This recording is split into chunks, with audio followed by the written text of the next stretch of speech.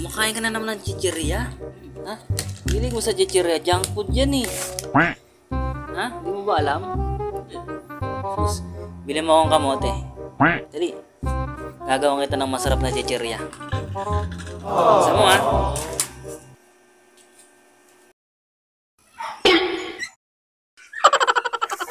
Yan ba?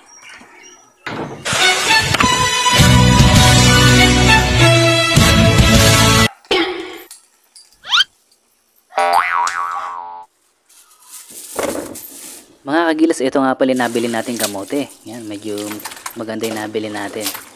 Bali, 1 kilo at kalahati po ito, no? Halos, 90 pesos. Ang kilo yata ng kamote ngayon ni 60 pesos. Yan, 1 kilo at kalahati. Ngayon, gamit po yung ating peeler. Babalatan na po natin. Yan. Mag-ingat po kayo sa paggamit ng peeler, ha? Nakakahiwa rin po yan, eh.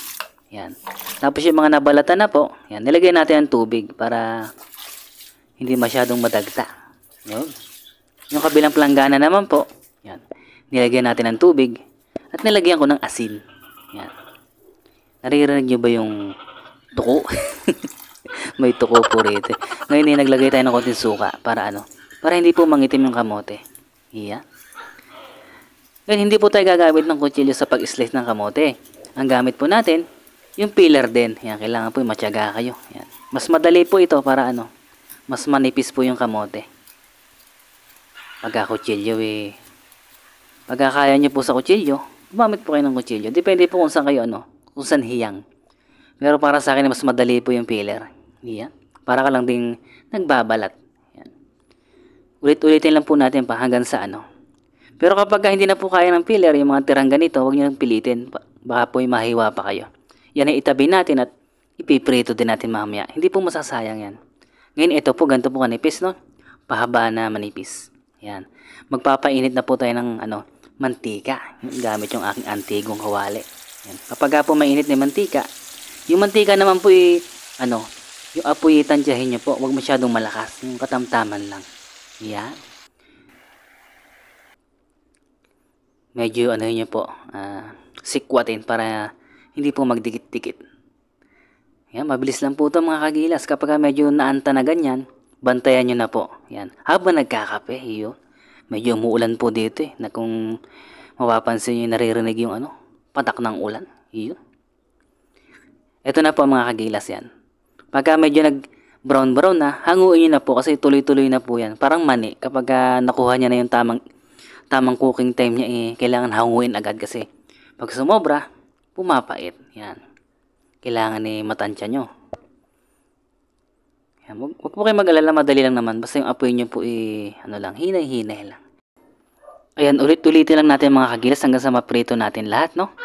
Naku, alam nyo mga kagilas, napakahirap mag-vlog, napakahirap mag-voice over. Kundi aso, ayan, naririnig nyo, tuko, kuliglig, manok, tao, ang maingay. Hindi mo alam kung saan po pwesto, no? Pero okay lang, kayang-kayan. Ngayon mga kagilas, ito, maluluto na. Yan. Maluluto na natin lahat. Yan. Tiyaga-tiyaga lang. Alam nyo sa pagbablog, swertihan lang. Congrats nga pala doon sa pinsan natin si Rock Foodie, no? Kalahating milyon na. Saka si kusina ni Daddy, magwa 1 million na. Ako po. Napakabubuenas na tao. Yan. Sana ganun din tayo. Sabi nga nung isa kong pinsan hindi ka ba naiinggit sa kanila? Naku mga kagilas, yan po wag na wag yung gagawin, no? Wag na wag kayong maiinggit sa blessings ng iba. Kasi blessing nila, biyaya nila, pinaghirapan po nila yon. Iba naman po yung para sa atin. Yun. Dapat lang tayo maging matyaga at gawin natin inspirasyon kung ano yung narating nila. Ito na yung tira-tira natin kanina, no? Pinirito na rin po natin.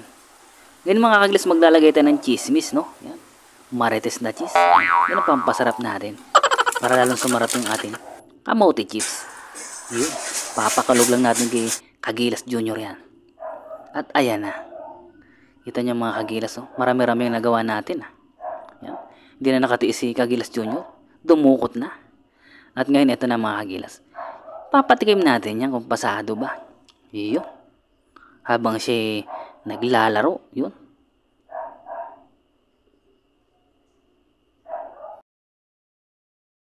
Ito tikman mo. Alam mo ba kung ano yan? Tikman mo. Oo. Lutong, no? Ano? Hindi mo alam kung ano yan, no?